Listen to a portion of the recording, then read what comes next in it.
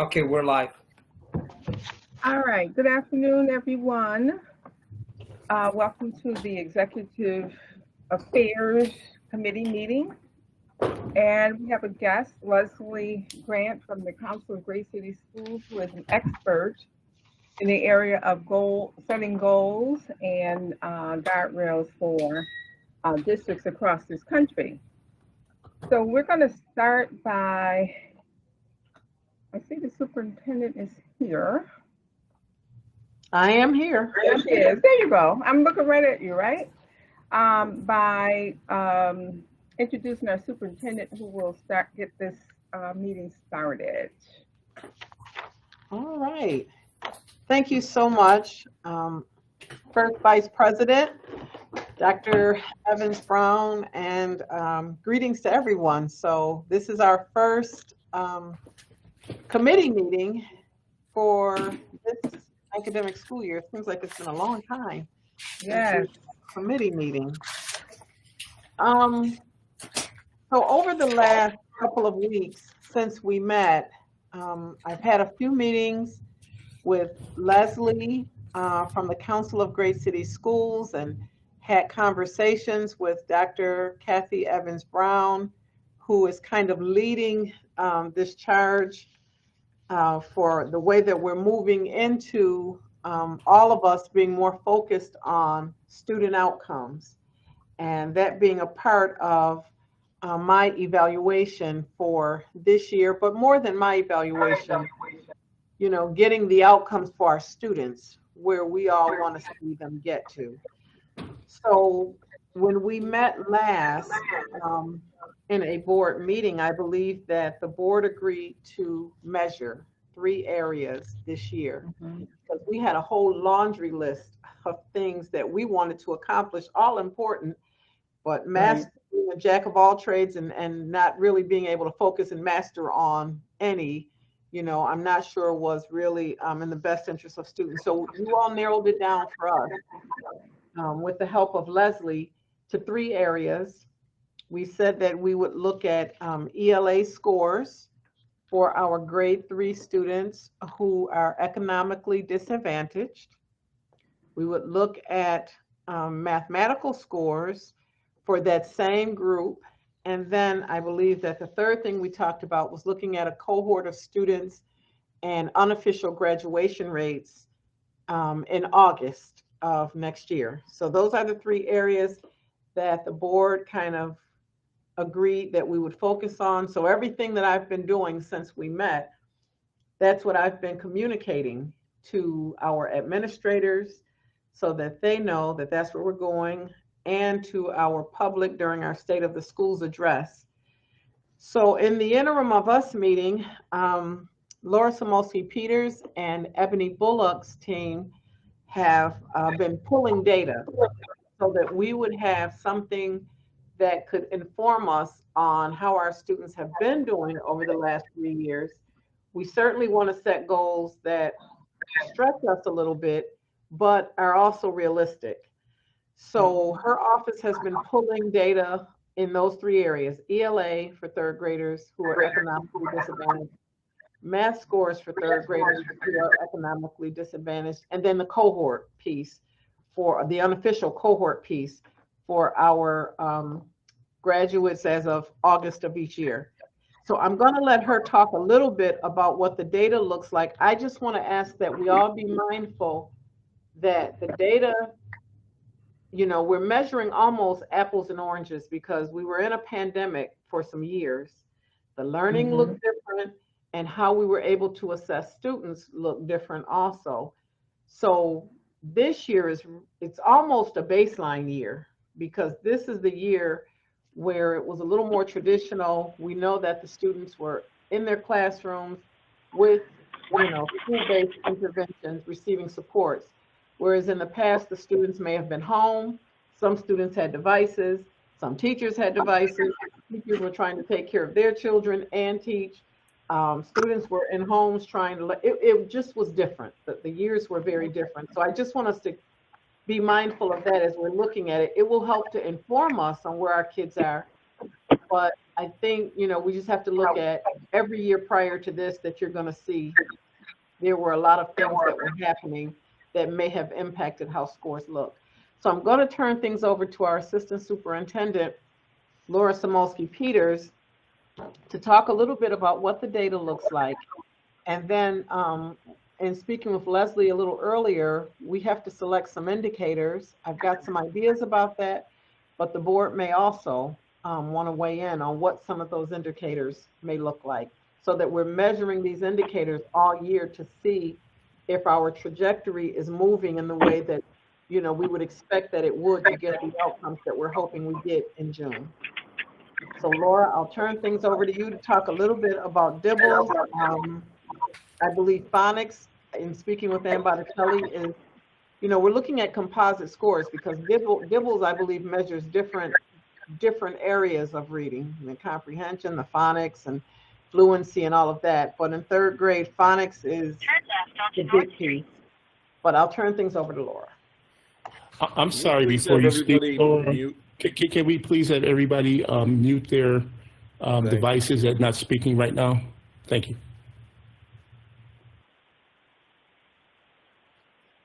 Thank you, Dr. Williams. Hello, everybody. So earlier today, Dr. Crestes, I believe, sent everybody the data sheet that we prepared. So I'm just going to start off. The very top graphic on the first page is our grade 3 end of year DIBELS scores from this past year. So it was the students who completed third grade this June, and this is how they scored at the end of the year. And just so you know what these are, because I don't think there's a key on here, the red line are the percent of students that scored in the intensive range. The yellow is strategic. The green is benchmark, and the blue is above benchmark. So if you look at the third line down, that was this past year, 22-23, and you can see that 33% of our economically disadvantaged students scored either in the green or blue. So they were either at benchmark or above benchmark. The year before, we had 38% of our students who were at benchmark or above benchmark, and then the year before that, it was 29%. So there's been a little bit of a fluctuation in there, but the factors that Dr. Williams mentioned when she spoke all are contributing to that. I also have, so I also looked at, and this is not on the sheet you have, but just for our information, the students who will be entering third grade on Friday, their end of year DIBELS for second grade, they ended up at 34% benchmark or above benchmark. So they're right on the same kind of level as entering third grade as the students who left third grade. I shouldn't say the same level, but they have the same percentage of students scoring at benchmark. So we're starting right where we left off, essentially with the numbers, if that makes sense. Does anybody have any questions about the DIBELS data? Okay, so I will move on to the math data then. So for math, we're using iReady. This is the data for the economically disadvantaged subgroup. And the graph on the right is the 22-23 third graders. And we can see that again in the green and the blue, that would be benchmark and above benchmark. We had about 13.3% of our students at benchmark or above benchmark in third grade math. And then the year before it was about 16.4. So roughly the same ballpark there. Does anybody have any questions about the data for math? Yes, both of them, excuse me, yes, thank you. Both of them are 21 and 22, and 22 and 23 are third grade? Yes. We had, I I do have the data from the students who are going to be starting third grade this year. Those students are, I just want to make sure this is the right grade. I don't see a grade level on here for you.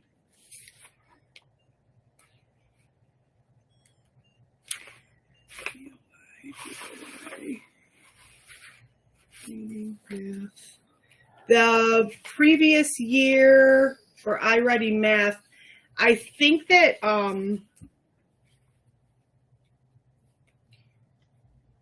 I don't want to give you the wrong numbers. This is, oh, this one says grade 3. This one says, okay, here they are.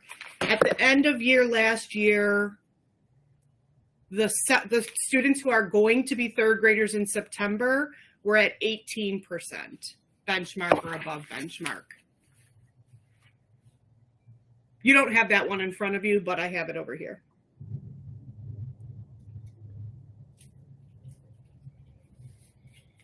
Were there any other?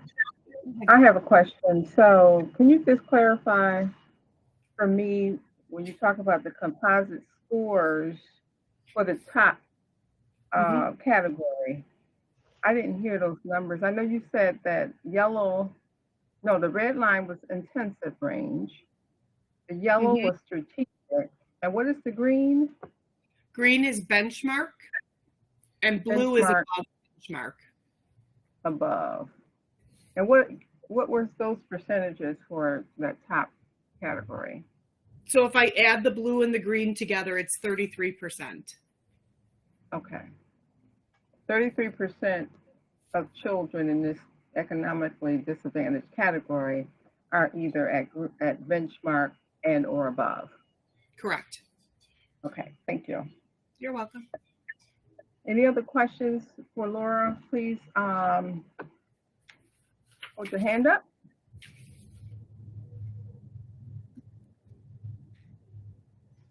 Okay, I see Leslie has raised her hand. Go ahead, Leslie. Yeah, I just wanted to let y'all know the data or the sheet that I shared in the chat earlier translates all of the data that's on the graph to the sheet. So for the reading goal, you'll see your desire was to see the students who are proficient or above. So that's the green and blue on the dibbles at the top. For 22-23, like she said, we have 33%. And then if you look down at the next one for the iReady for goal 2, we have students who were proficient, again, the green and blue numbers totaling for 22-23, 13.3%. So the numbers that she has that you've presented here have been translated into percentages over on that sheet. Just wanted to make sure y'all cross off that. Okay? Thank you. Thank you. Any other questions at this time?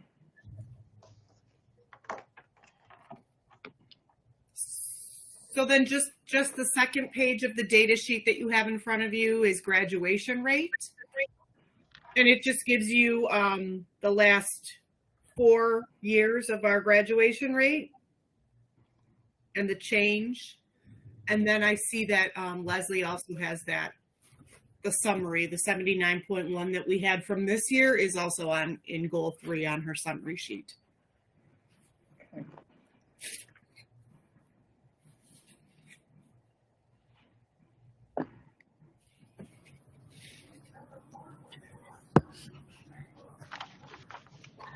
Okay, perfect. All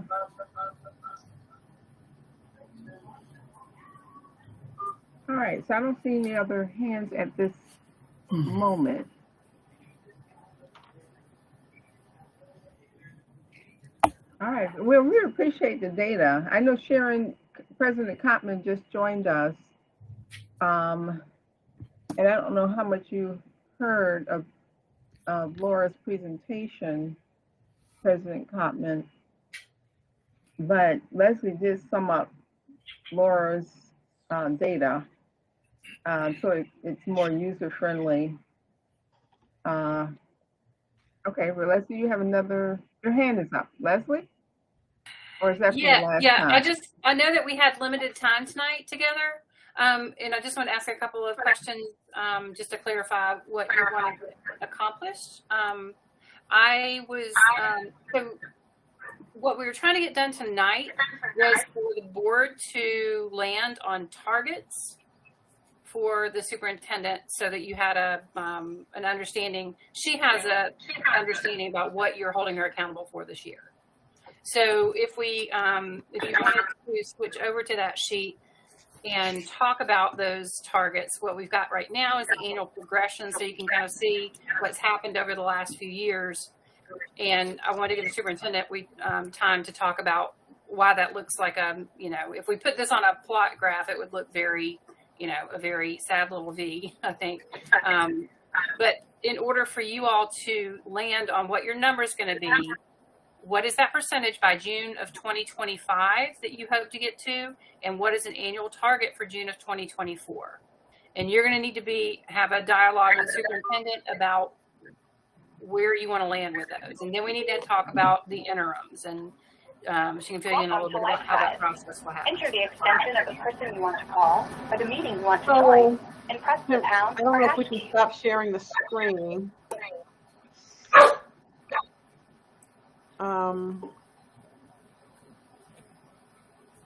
Laura, are we able to stop sharing the screen, or? I'm not sharing. It's whoever's running the meeting. Okay.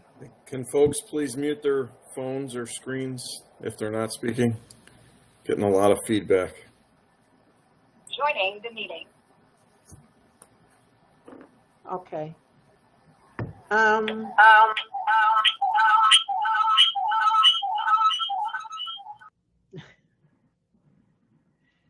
So while we're waiting for the screen to stop being shared, I do have some thoughts about the goals, but of course, it is going to ultimately be up to the board.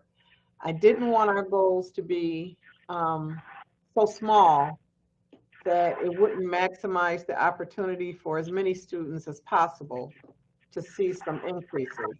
Because again, we know with COVID, all of our kids experience learning loss. We know that we didn't even have supports like extended learning time that students were able to participate in. And it's not just Buffalo, it's across the nation. So we've got a lot of catching up to do, but I didn't want us either to set our goals so lofty that, we shut people down, because, it's unlikely that, you go from the bottom of the ladder and you just make a leap to the top. It's incremental steps that we have to take. So here's what I'm thinking. We started out in 2021 at 29%, and then we had that boost between 21, 22 to 38%. But again, the kids were at home. It's difficult to say why that happened or how that happened. This year, we can be assured that what we saw, 33%, is pretty accurate for how our students are doing. So I'm thinking if we looked at 20%, it is a stretch. That would get our students to 39%. So the stretch would be, we'd be higher than we've been in any of the most recent years, even during COVID. But it is something that, I believe with us moving into Orton-Gillingham, which we've seen some really good outcomes with us letting all staff know early on in September, this is what we're shooting for, with us identifying indicators that help us see where additional supports are, with us being able this year to offer extended learning time. I feel like 20%, which would again give us a goal of 39%, could be reachable. But, the board can kind of think about that a little bit. And, I think about if that's enough of a stretch or. Can you just clarify for the 2023-24 or for the 2025 for the end?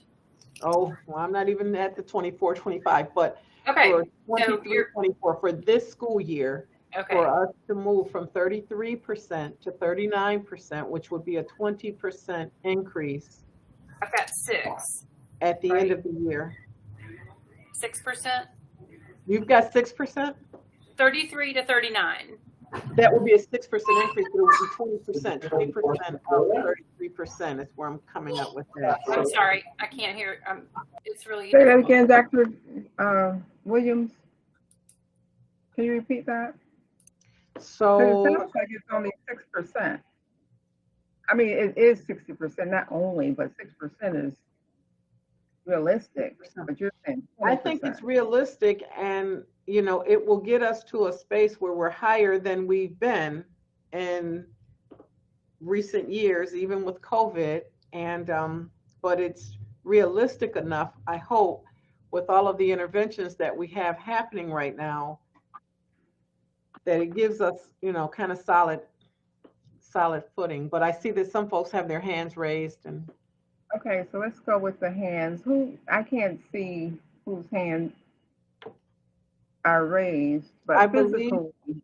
Board Member Shuda I saw, and Board President Belton Cotman. Okay. Ms. Shuda?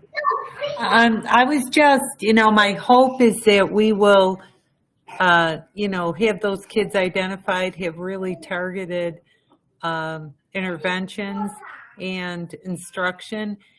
And I'm wondering, so we'll be working, together with board staff and our support teams to make sure that these are really focused on. I think that would be a doable thing to obtain if we put those pieces in place.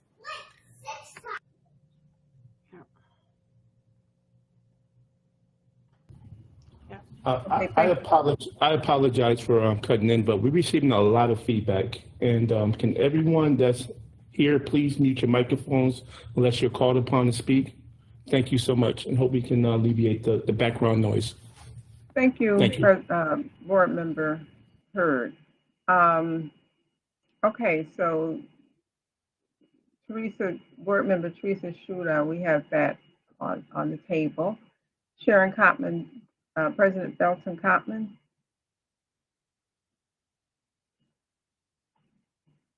You have to unmute. Unmute.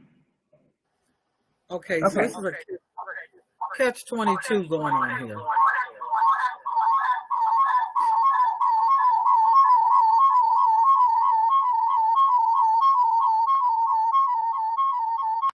Okay, okay, there we go.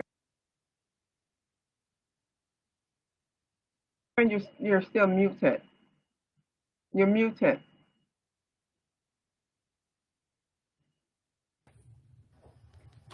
Okay, I can't hear. I'm having technical difficulties. This is a new computer, and I was assured everything was fine, and it is not. So Murphy's Law. My concern here is that we talked about students being at grade level by 25. Are we stretching far enough to make sure by 25 that this is achieved? That's my question. Can you clarify that question? Here. Sorry. In order to hear you, I have to, I'm sorry, Leslie, in order for me to hear you, I have to go back on my phone. So when I'm on my phone, I can hear you guys, but I can't talk. So I'm going to turn back on the phone so that I can hear what you have to say, but I can't talk. Okay. Yeah, I just want to make a point. What we're looking at right now is very specific, and it has to do with the population of third grade economically disadvantaged students proficient in reading. That's what you're concentrating on with this particular one. So I just want to be, like, if there's another lofty goal out there about having kids on grade level, that's another goal. This certainly would be a move towards that. But I just want to make sure we're not creating baby goals along the way. If we can just, keep really targeted on this one while we're here. So I guess the question on the table would be for those of you on the board, how do you feel about superintendent's proposed a 6% increase this year? That's pretty generous. And y'all need to think about that. And then what would the reaction be to the 2025 if you want to go ahead with that?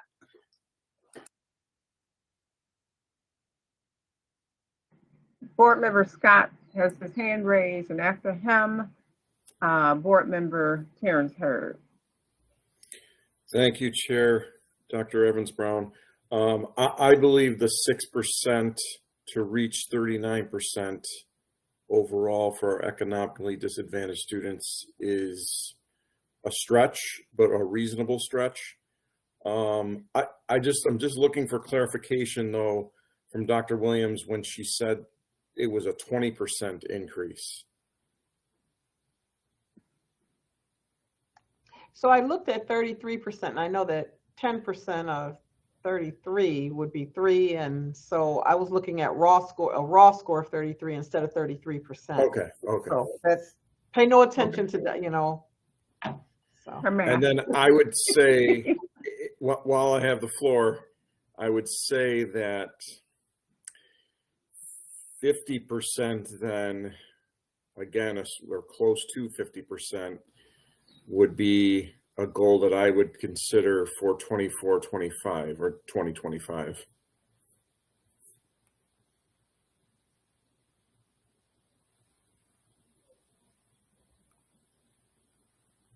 Okay, well noted.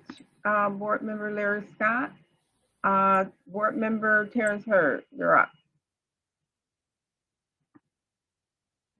Yes, thank you, Chairwoman, Dr. Evans-Brown. My question is concerning the 6% increase. It is. I agree with Board Member Scott that it is a stretch, and I don't believe during this time period of a year that's highly unlikely to be able to achieve that. If we can somehow separate the ELA and ELL students, and and see how we can continue providing services for them, maybe we might be able to reach something. A 3% increase, but it's challenging when we deal with a number of new residents into the city, from different areas of the world, and we're trying to establish these goals. And we know we have a huge input that's relocated here to the city of Buffalo, over 2,000 that's currently being housed here and around the area.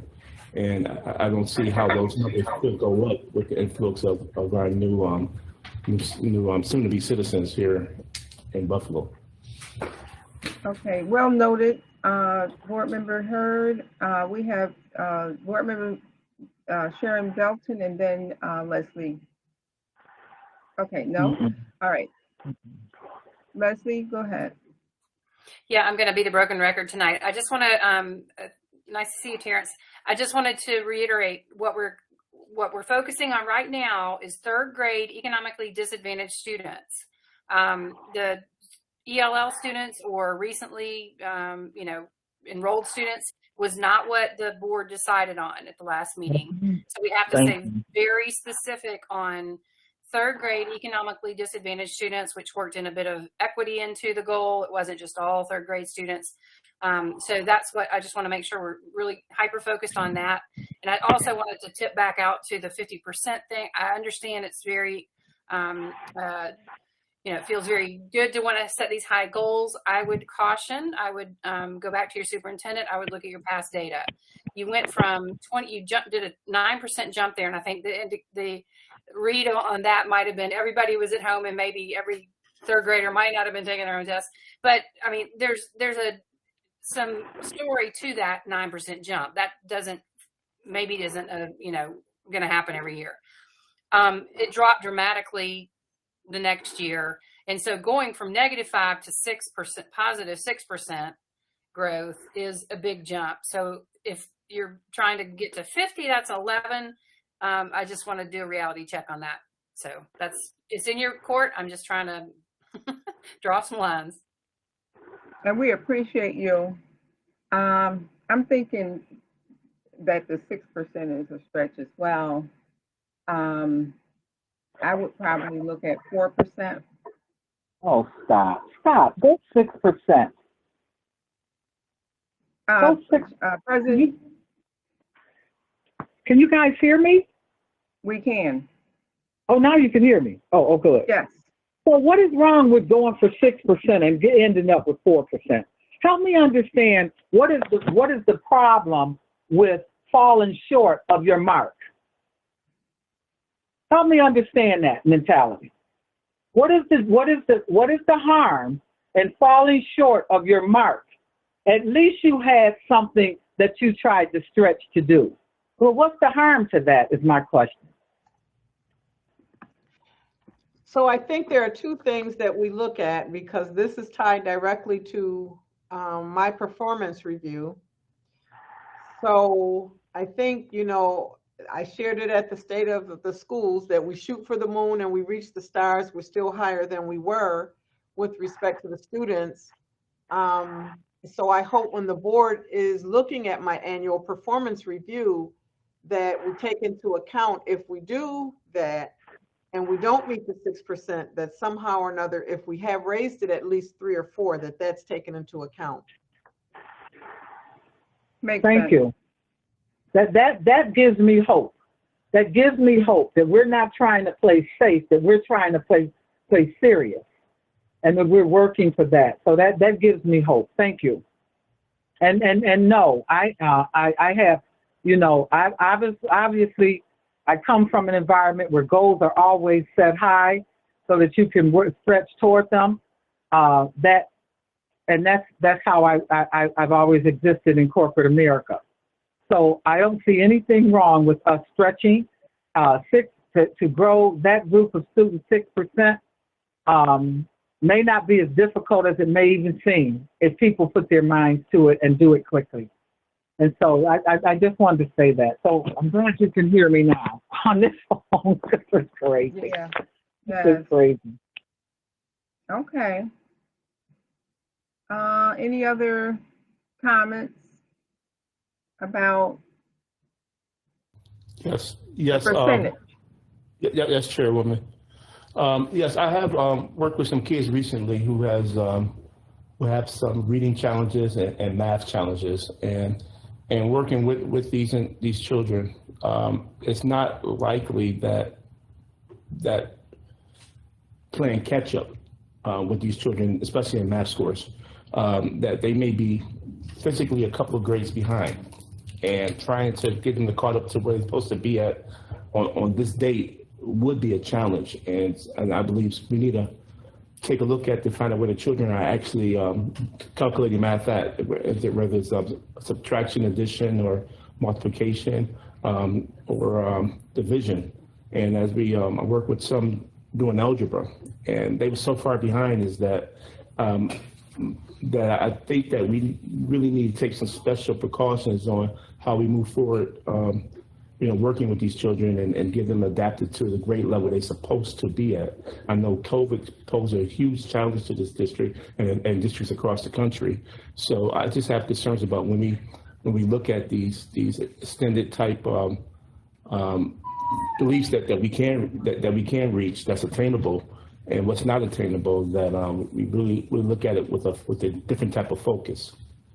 So that's my comment, but I really think we need to take a deeper dive into these children and see where they're reading at, where they're doing math at, and see how we can work with them from that point.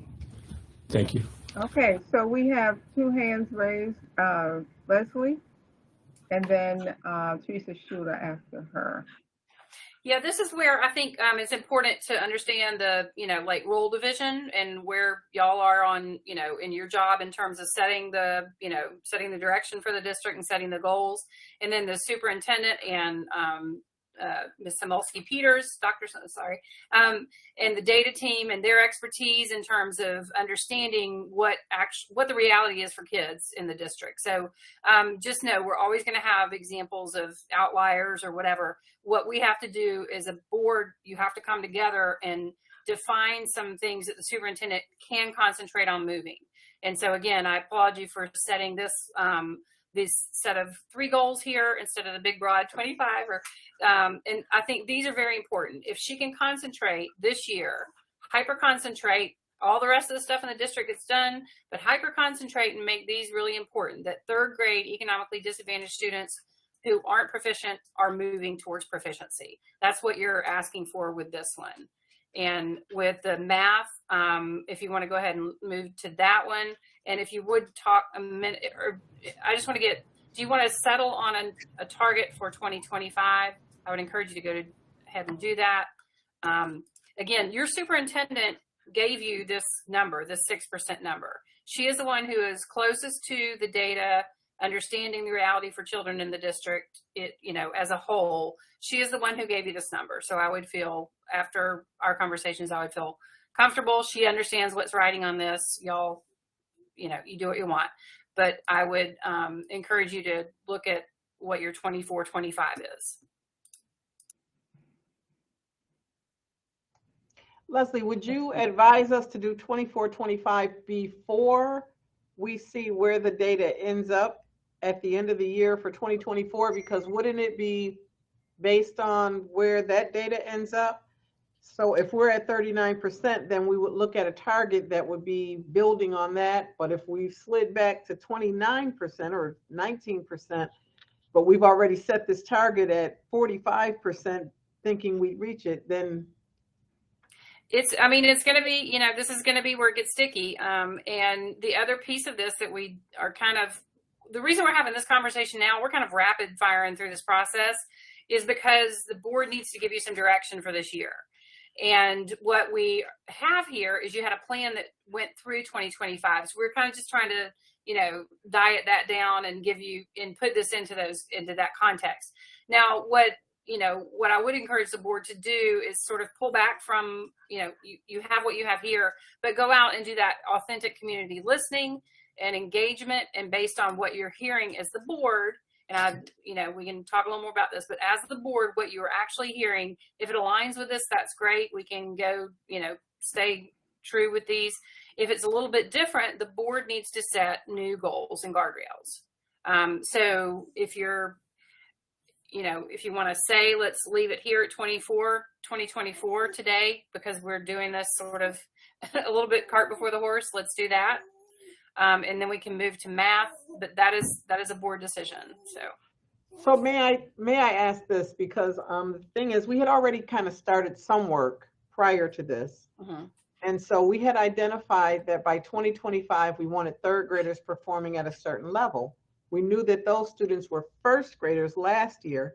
So we put some interventions in place for them as first graders. We had them attend summer school. We trained their teachers in this Orton-Gillingham model. So now the students are second graders. We're expecting to see increases in this particular cohort because we really targeted them so that we would have reached by 2025 where we were trying to go for third graders. So it feels a little odd that we're focusing on the third graders this year when we've done a lot of work with what will actually be second graders. Did we lose Leslie? No, she's still here. Oh, she's here, okay. So, I'm fine with us sticking with the third grade if we just want to stick with third grade for the sake of it, but we've done a lot of front loading work with the first graders from this year, with them over the summer, with making sure their second grade teachers are trained in Orton-Gillingham, so that when they're in third grade, they will be, because that's the first year that they take their New York State ELA test. So it was kind of spiraling them up from first grade, second grade to third grade. This is a cohort of students that we haven't necessarily done all of that with. So if we want to say second graders, 6% I think would be great. But if we want to just go with third for the sake of just saying third, we can do third, just knowing that we haven't been as strategic and targeted with the third graders as we have with the students who were first graders. We'll be second graders this year and we'll be third graders next year. I will say, if you want it, just before y'all get that too far in, if you want to switch to second grade, we do need to look at that data. So that would change everything in terms of what we're looking at. So, but again, this is why, when we get to your interims, one of the things you're going to look at probably is your second grade data, right? Is that going to be, how the second graders are performing going to be predictive of the third grade, when you have more of a runway, when it's not just 1 year you're looking at, when you're looking out at 25, 26, 27, that would be where you're hitting your interim. So, yeah. Okay, thank you for that. I see two hands up, President Belton Cotman and Board Member Shuda.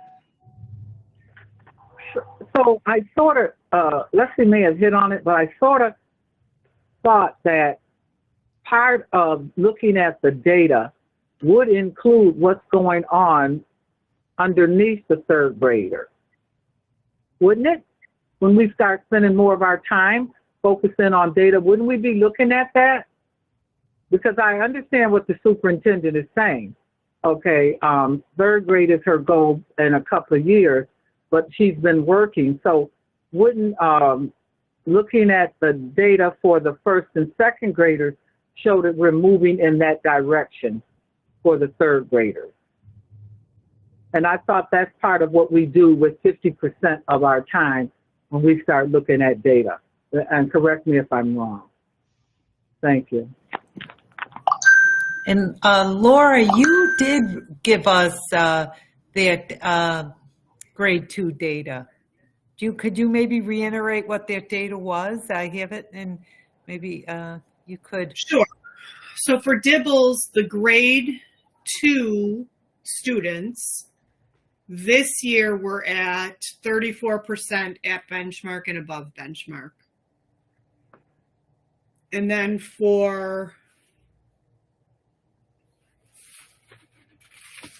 I don't have grade 1 in front of me, but I can get that first thing in the morning. So when they were in grade 1, we could see where they were and do the trajectory. But the cohort you're talking about, the kids who are going to start third grade this year, they were at 34% at the end of the year for Dibbles. And I have math too, but I'll wait till we're talking about math. So that would be an indicator. That was 34, did you say? 34. Right. Yes. So that wasn't something that was out of the ballpark for the increase. So that's what I'm thinking. So the grade level that we really, because when we started our plan, they were first graders last year. So that group is 46% proficient because we've done a lot of work with that particular group, with training teachers, with putting supports in. This summer, we had them in summer school. We sent out letters targeting them. Now this 46% that's proficient will be in second grade.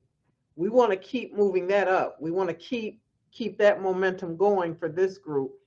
And then next year, 24, 25, they'll be in third grade. And hopefully by then they'll be knocking it out the park. But it really was a group of first graders that we kind of forecasted by 2025, where do we want to see all of our third graders get to? And 46% right now are proficient, which is awesome. It's not huge, but when we look at these other numbers, that's a group that it shows that the work has been moving them.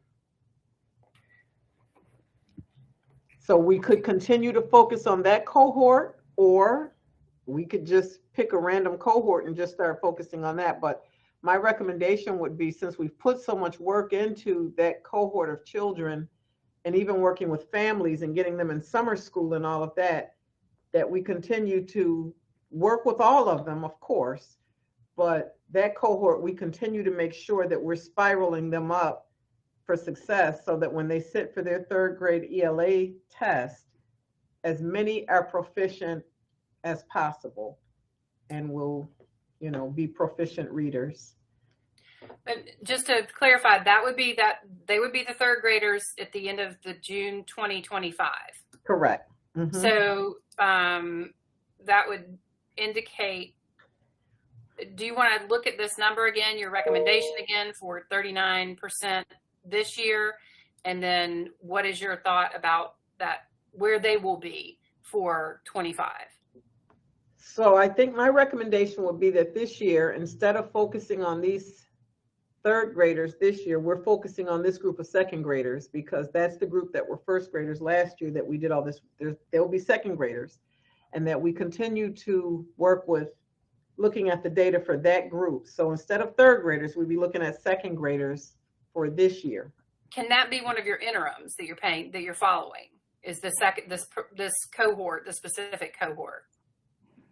Because I think what we don't want to get into is tracking a specific group of kids Okay. but rather the performance of third grade, right? So no matter the third grade for economically disadvantaged kids is humming along, right? Okay. And so if you had if there are thoughts that this group is going to bump through, I think, Larry was saying, put it at 50, right?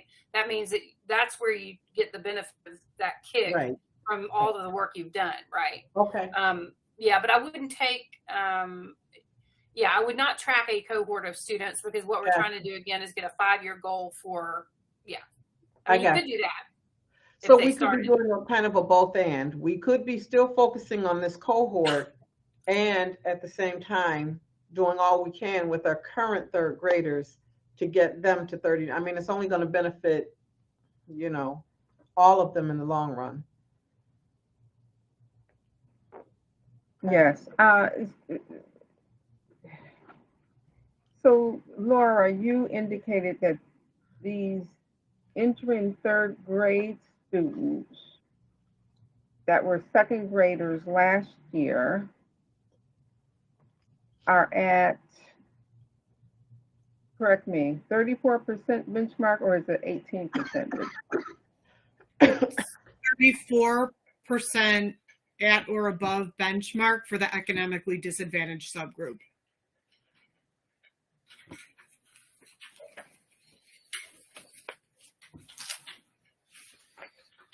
Okay, so, all right, so where are we, board members? You heard the conversation. Are we going with, well, it sounds like the group you're talking about, Dr. Williams, can be interim goals for that group, correct? And then we'll stick with the goal, the percentage of third grade economically disadvantaged students proficient in reading as measured by Y on the Dibbles assessment will increase from 33%,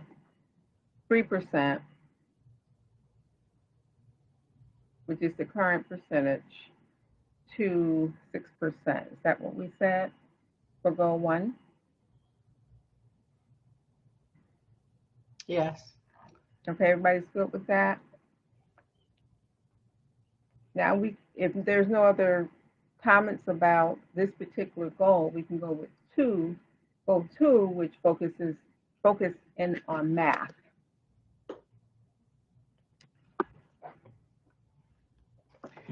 So our math scores are much more challenging than our ELA scores were, or the reading scores. And so in 21-22, what Ms. Samolsky-Peters shared is that only 16%, 16.4% were proficient. And then this year, it was 13.3%. Again, it's hard. We're measuring apples and oranges a little bit because we were in a different time in 21-22 than we were for 22-23. So, for this one, I'm looking at, again, kind of a 20 percentage point increase, which would get us to 15.9%, which is not exciting.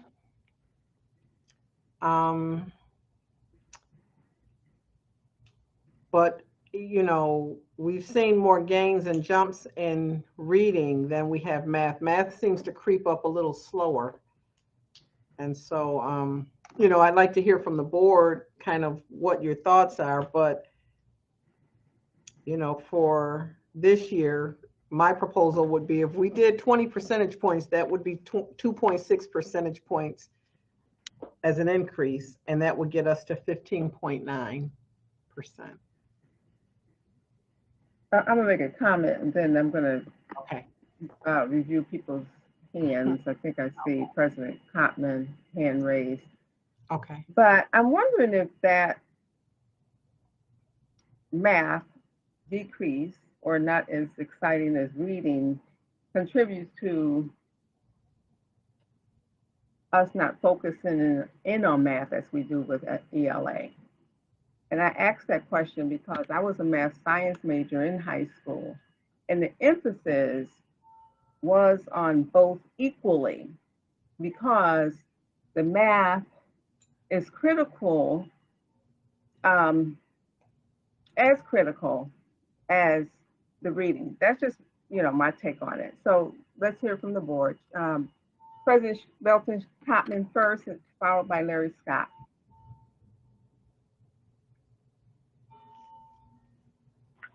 So I think it's exactly what you said, Dr. Kathy Evans Brown.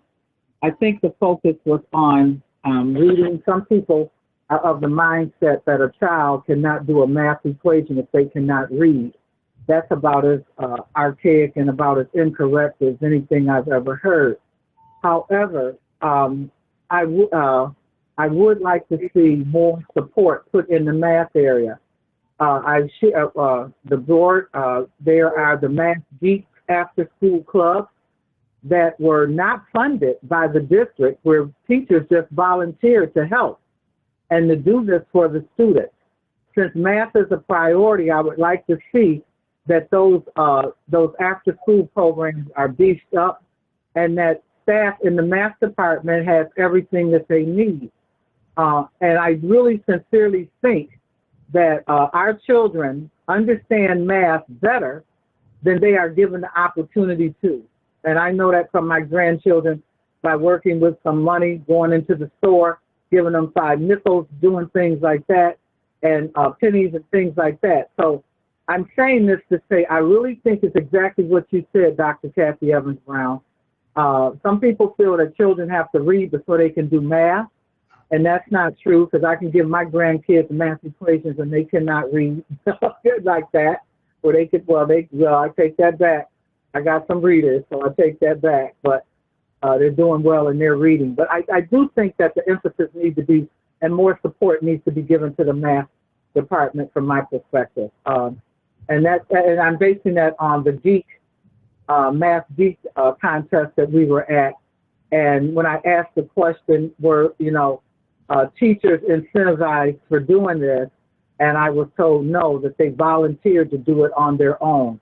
And we're talking about like $250 or something, $300 to have a teacher do an after school program. And I would like to see more of that done for our kids. Okay, thanks. Board Member Larry Scott. Thank you, President Cotman. Yeah, I mean, I agree. I think we certainly spend more time, energy, focus on literacy over math. To the superintendent's point, we have seen over the past year, 2 years, nationally, there's been a decline in math performance statewide, countywide. So that is the trend. We're not alone in that. So we have to, I think, be more realistic in setting our math goal here. I agree, too, that basic math calculation, even more complex math calculation, can be done without having a good, solid foundation in reading. But as students get older and they're required to perform on word problems, it then does require more of the reading, the literacy ability to properly apply those math calculation skills.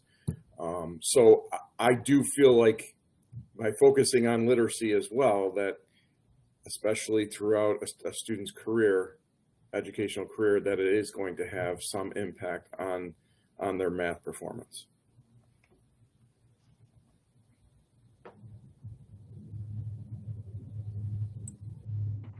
Thank you, Board Member Scott. Well noted. We have a hand raised. Board Member Schuler, did you have your hand raised before Board Member Hare? No, that was for the last time, but I'm fine right now. All right, thank you. Board Member Hurd, and then followed by Leslie. Yes, thank you, Chairwoman. Yes, I do agree with the past two board members about math, but we also know that math is a universal language. and also that it helps people communicate no matter what language you speak and or where you're from. So since math being a constant, I think that we can look at it a little differently. The principles and the tools of math, and we can use those concepts, universally, no matter where our students are from or where they come from. So it shouldn't be that much more of a challenge. It's just making sure that our students that progressively was passed throughout the years, that they're in the right math levels or grade level that they want to teach.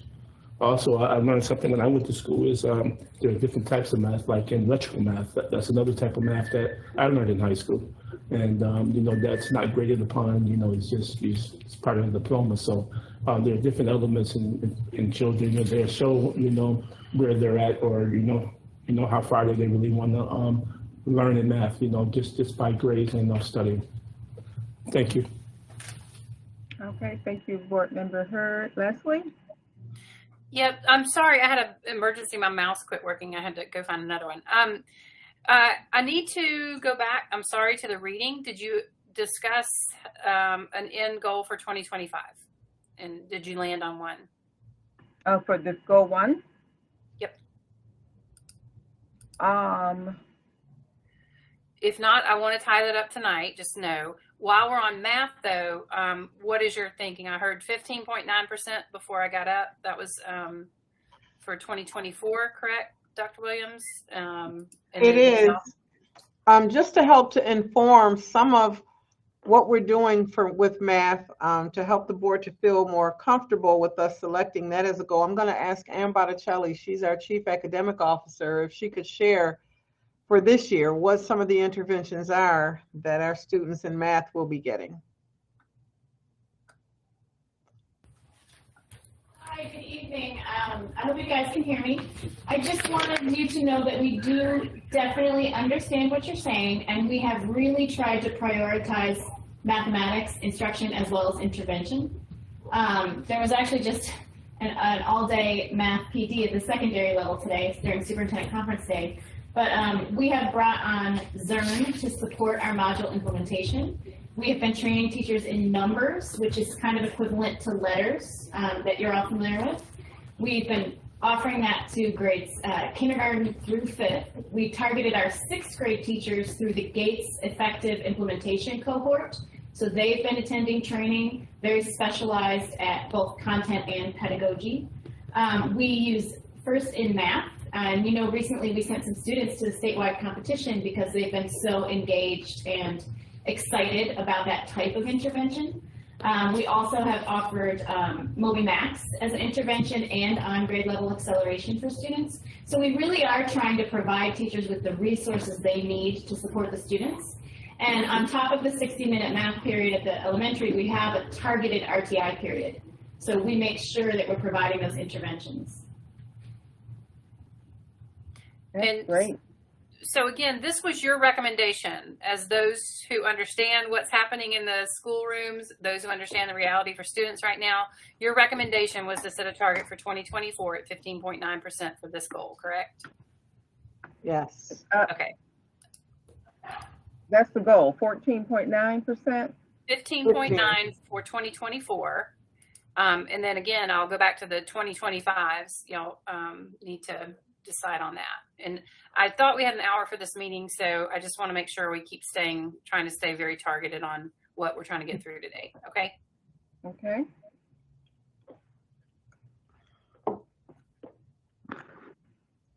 Did you have a recommendation for 2025, Superintendent? I guess for me, I keep thinking about maybe is it possible for us mid-year to do the 24-25, because it's going to depend on where we end up at in June of 2024. You know what I mean? If we experience -3, but we've projected that we're going to hit the target and we're going to forward it by 5, then we're really behind the 8 ball. We got to go back and redo it because we don't know where we'll end up. But at least by February or January, we'll have some idea on if we're likely to get there, because we're monitoring those indicators. throughout the year. Okay, so for the purposes of this conversation, then let's keep this as what we're trying to decide here is our 2024 targets. That will be what y'all need for the superintendent eval. We'll have a bigger conversation with the board about, whether we're doing the whole kit and caboodle again. All right. So I will leave you alone about that. Are y'all ready to move on to number 3? Yep. Yes, Okay. ma'am. So number 3 is the percentage of unofficial 4-year graduation cohort students who complete state and district graduation requirements will increase from, right now it's 79.1% to blank percent in June 25. I'd like to ask Laura Samolsky-Peters if she would weigh in, because she shared some information with me today as her team is, analyzing the data, and where it looks like, if all things are perfect, where we'll land, this coming year.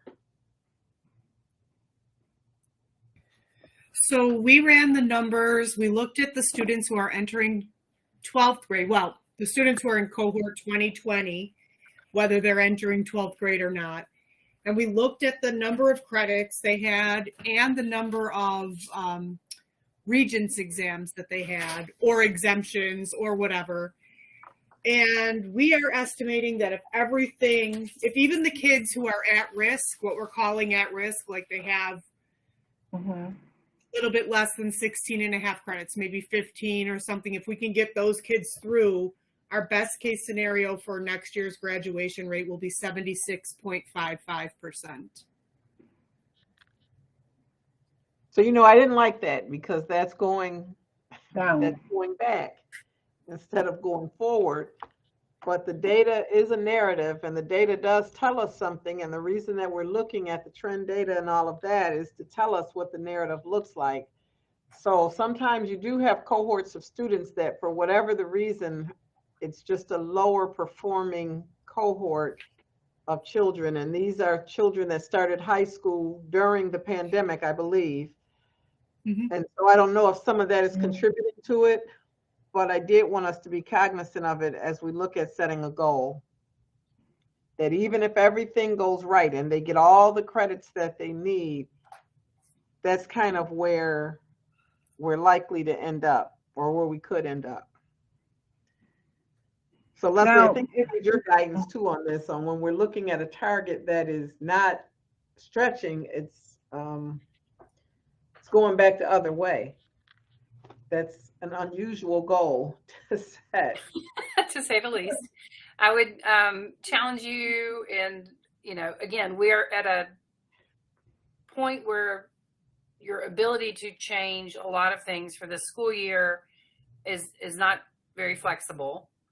However, is this challenging? This is a reality check on what we've been doing. And if we try a little bit more, can we get something different happening for this cohort? This is a you question, and then the board reacting to it in terms of, it is what it is. So we do have a couple of reactions from board members. President Sharon Belton-Cotman, followed by board member Terrence Hurd. You're up. Okay, so can we take a look at the equation that you looked at today? Because my understanding is that from my principles is that there are a lot of students who they cannot locate. Okay, many have, and just to share with you guys, this is a little diversion, but I had a conversation with the city on Friday about the amount of students who are working during the day, which is against the law in Erie County. And the reason I thought it was nice to talk to the city is because they do issue the working papers. but it is a county issue that I think that we need to meet with the county on, Superintendent. I think a lot of these children are lost. So either they're in school or they're not in school. A lot are not coming to school because they're working now, which is driving their data down. And some have just disappeared. And I think that's one part of that equation that we can start working on very soon to make sure that our children are not being employed during school hours. And that may help them get to school more and make them more attentive in school if that's a condition of keeping a working paper, if you know what I mean. So I think that I would like to be a part of that conversation with the county when you decide to have it, or as soon as possible, because these businesses are breaking the law, and as a result, it lowers our graduation rates. Okay, so, and that's what the issue is. I think one of the underlying issues in our district is children are not coming to school because they're working and they're fitting school in after their work schedule or before their work schedule. And I think we need to look at that, Dr. Williams, and I think that number would remain the same. I personally do not agree with lowering the number. Either it remains the same and we shoot for it, or it goes up, but never lower. I just can't agree with that. I'm sorry. Thank you. All right, board member, thank you, Sharon. Board member Terrence Hurd. Yes, thank you, Chairwoman. Quick question. Do we have any projections for our 2024 graduation membership, the numbers that be in that cohort, and 2025? Is there still a steady decrease in the number of children that we have within the district, or do they gradually even off, or are we having any projected increases? So I don't have a projected increase. For the cohort membership, I have we're about 60 kids less than last year's cohort in this year's cohort. Those probably are the ones working. 60 kids less. So that 2024, you see 60 kids less than 2023 graduation? Not graduating in the total cohort. In the total membership. Yep. Okay. Some of those challenges, I talked to principals also, and those are some of the strenuous situations that principals are dealing with about children who has worked and throughout COVID, and we still bring that word up, COVID. That some of the families, they see better routes for children working and not pursuing education at this time. But I just think a stronger output to reach out to those families and children. And these children are at the legal age that they can drop out of school, that we can retain some of those students to get back in. 60 sounds like a low number because there's a lot more than that that's out working. I just know that our children are very smart. Our children are very keen, and they've been through a lot of challenges the past couple of years. But we have been endowed by the charter program, which is affecting our membership here in the public schools. And with I know the superintendent heeded to this earlier and throughout the week about the false messages that's been going out about public education. So I just think that if the superintendent and his district promote a stronger public education policy and keep going on with the signage and the strategies that they're using, we can get some children back. And I don't see a problem with the graduation rate. I do see that 80% is still low, and we would love to see a better graduation rates percentage than that.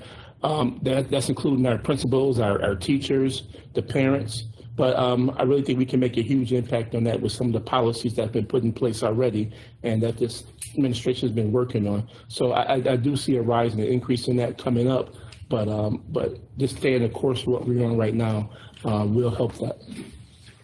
All right, thank you, Board Member Hurd. Board Member Schuler, then followed by Leslie. I would just say that these aren't new problems.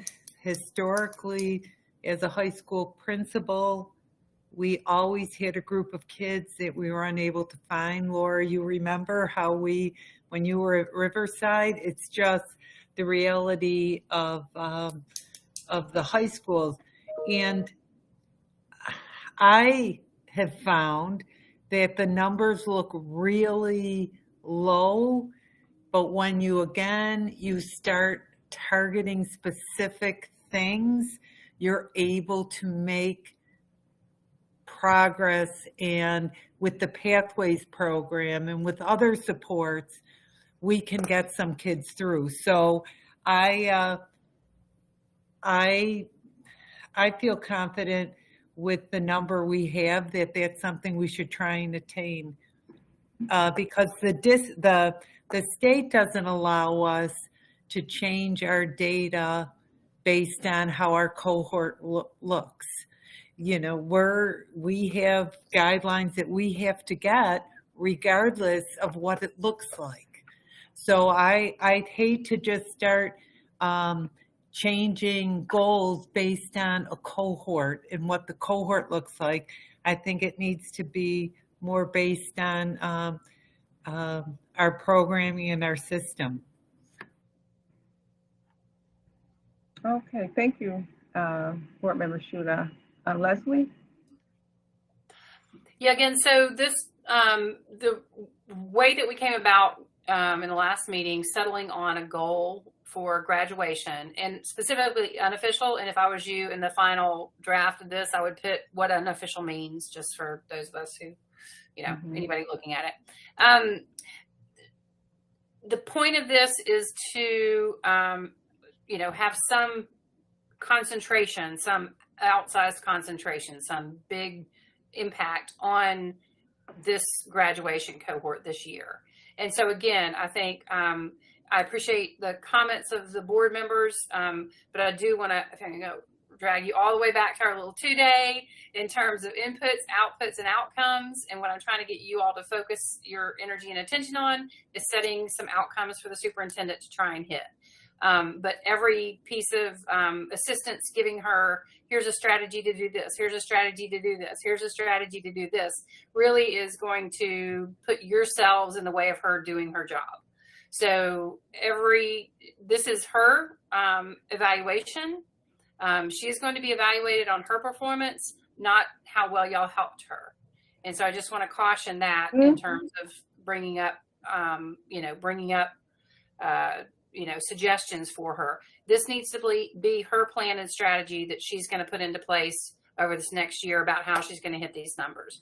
Your job, though, is to say, for the students of BPS, we want you to, we want to see X, Y, or Z of you, as part of this graduation cohort.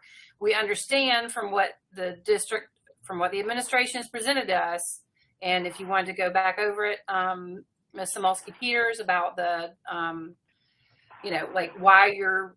why you are sending this number out. I think that may help. And I just, again, encourage the board, focus on that. Focus on you setting a target that feels realistic, meaningful, and ambitious for this year. Well, Lori, can I say, I thought I heard the board say what they meant. I thought I heard each board member say what they wanted to see. I thought I heard Terry say it. I thought I heard Terrence say it, and I thought I heard me say it. Okay, that we were concerned with making sure that rate does not go down. We were and Terrence talked about maintaining it. Terry talked about this has always been an issue, and then I talked about factors. And I feel remiss not to tell the superintendent if somebody comes to me and tells me that we have our children not going to high school, that they are working for people, not to tell her. It's just informing her of what the community is telling me. So I'm sorry if that's being taken any other way, but that's how it is. And for her to do what she has to do accordingly.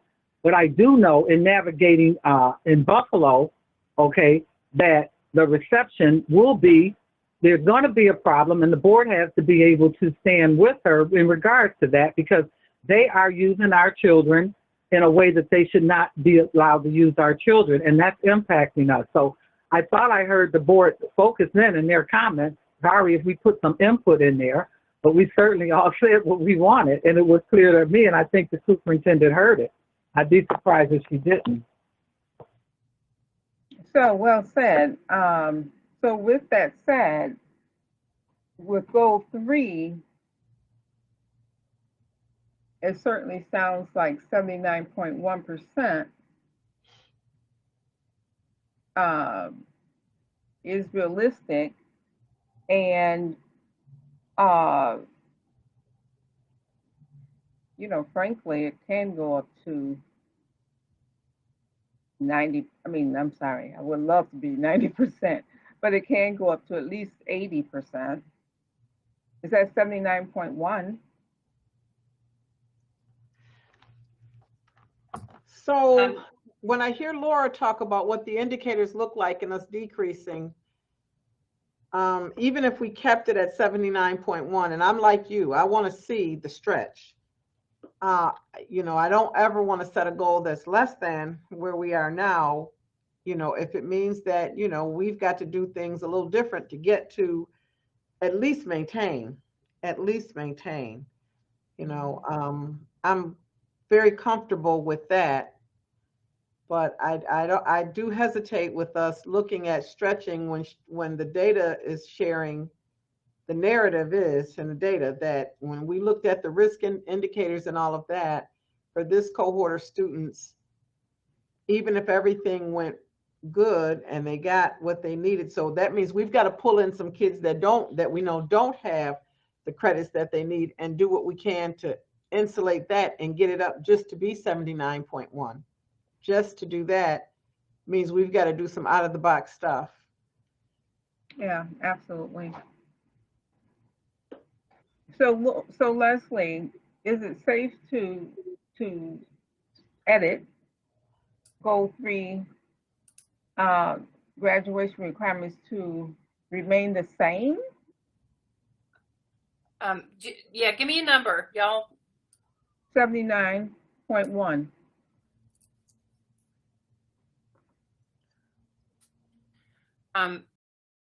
Consensus of all the board here? Is that the consensus of everyone here? Yes, just let me add, I looked up a couple of other graduation rates around local cities that's around Buffalo. Rochester, we're at 68%, and Cleveland, we're at 77.4%, and the average for New York State is 86%. So we have a long ways to go still, and I believe that the efforts that's been put in place by the superintendent will help us achieve those goals. So I do predict that it will be a rise in the upcoming years, even though we will have a lowering graduation rate. But we are doing far better than other districts of similar and somewhat larger size. So yes, Leslie, I think that that if we stick with this goal that we have with the numbers of 80%, I think that we should fare well this year and exceed that. So I do want to say, you know, we've heard from, you know, our resident board member that's a long-term principal at a school that was a non-criterion based high school that had a lot of transiency coming in and out. And somehow or another, they were able to, you know, be a school that ended up in good standing when she left and still is.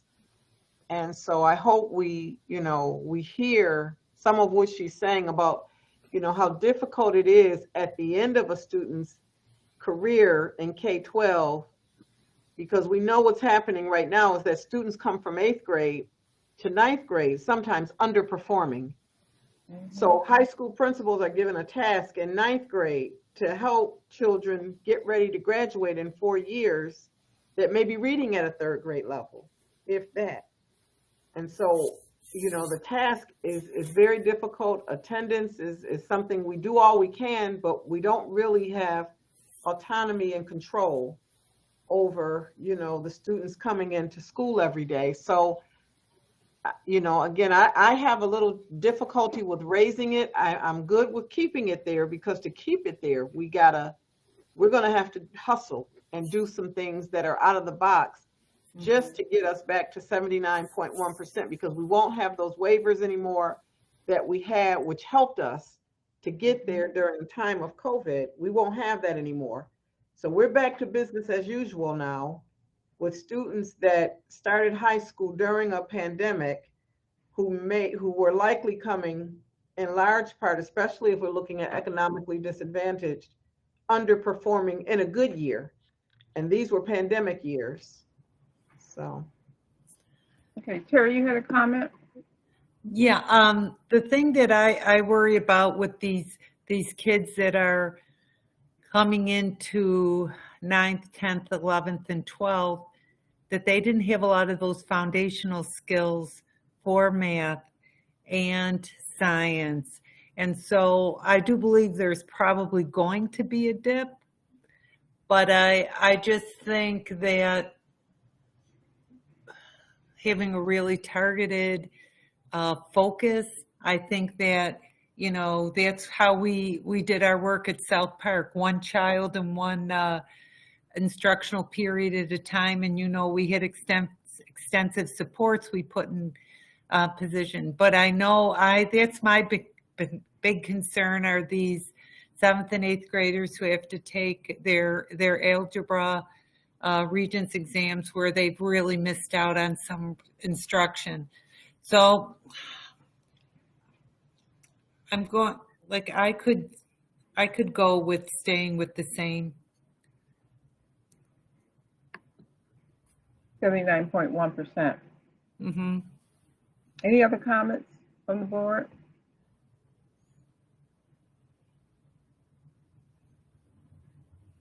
So Leslie, getting back to the question, for goal 3, can we edit to say, instead of will increase from blank percentage, can we say maintain based on the data that Laura provided, the superintendent?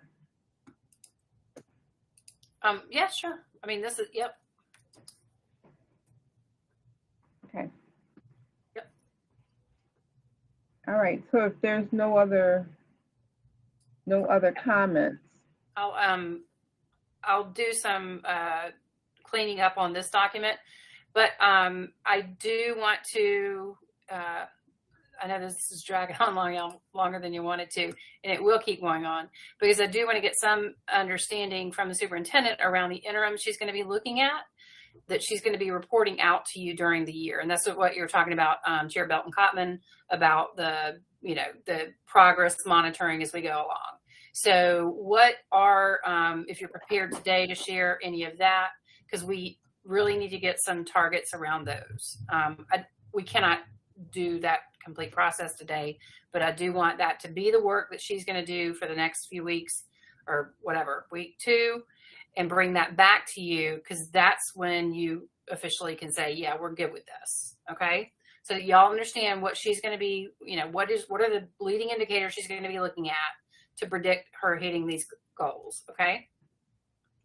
So Leslie, go ahead. I'll be working with the team on that. And then Dr. Evans-Brown, you know, I'd like to meet with you in between so that we can talk about it. And then I'm hoping that by the time we have our next committee meeting for executive affairs, that we'll be able to, you know, we'll pull you in too, Leslie, and we'll talk so that, you know, we can share it and the board can weigh in and say yay or nay. But, you know, I've got a little work to do with my team on looking at what good indicators will look like so that we're measuring progress monitoring all year to see, you know, if it's likely that we're going to hit our targets. And if not, then what we can do to intervene and help us to get back on track and do that.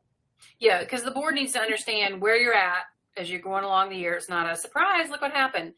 Where you're at and what support you need from them.